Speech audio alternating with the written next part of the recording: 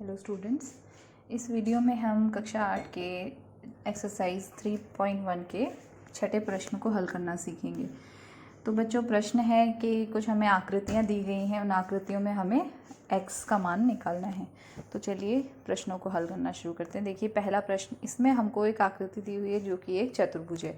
तो इन प्रश्नों को हल करना सीखने से पहले एक कॉमन बेसिक कॉन्सेप्ट है जो मैंने लास्ट लेक्चर्स में आपको बताया था कि किसी भी बहुभुज के अंतः कोणों का, यानी कि उसमें जितने भी अंदर वाले कोण हैं उनका जो योग होता है वो हम उसकी भुजा के आधार पर निकाल सकते हैं। उसके लिए एक फॉर्मूला होता है n-2 मल्टीप्लाइड विद 180 डिग्री या n ऋण 2 गुणा 180।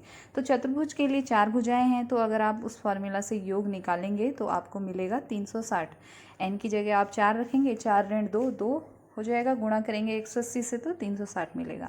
तो चतुर्भुज के चारों कोणों का योग 360 अंश होता है। इसी से हम इस पहले प्रश्न को हल करने जा रहे हैं। देखिए, हमने चारों कोणों को जोड़ दिया, 50 धन 130 धन 120 धन x बराबर 360। अंकों से अंक जुड़ गए, 300 धन x बराबर 360। अब आप इस समीकरण को हल करेंगे, x निकालेंगे तो x के साथ धन में जो 300 है उसे दूसरे पक्ष में भेज देंगे, वो ऋण में चला जाएगा। तो x बराबर आपको मिलेगा 60।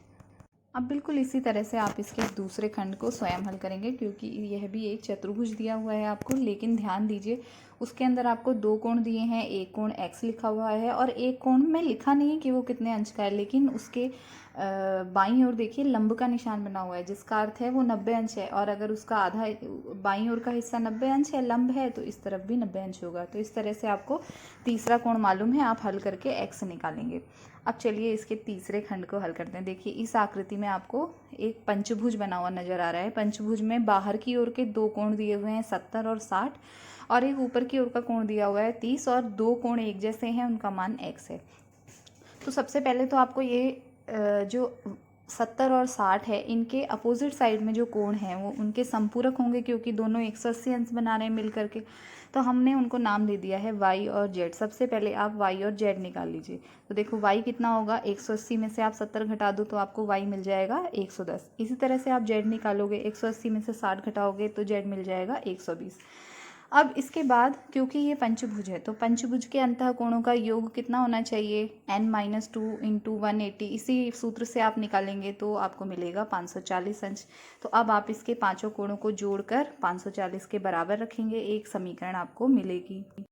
और वो समीकरण है 30 धन x धन y धन z धन x बराबर 540। अब आप इसमें y और z का मान रख दो, आपने निकाला हुआ है, तो हो जाएगा 30 धन x धन 110 धन 120 धन x बराबर 540। अब आप अंकों को एक साथ लिख लो, प्लस x एक साथ लिख लो, तो आपको बाईं ओर मिल जाता है 260 प्लस 2x बराबर 540। अब आप यहाँ से x के लिए समीकरण को हल करोगे।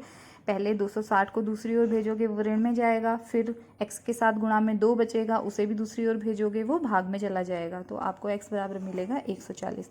अब जो इसका चौथा खंड है बच्चों, उसमें आपको एक समषटभुज दिया हुआ है। तो समषटभुज के सभी कोण बराबर होंगे, और साथ ही षटभुज के सभी कोणों का योग आप कैसे निकालेंगे, n-2 गुणा 180 सूत्र से निकालेंगे, और इसी प्रश्न की तरह बिल्कुल हल करेंगे।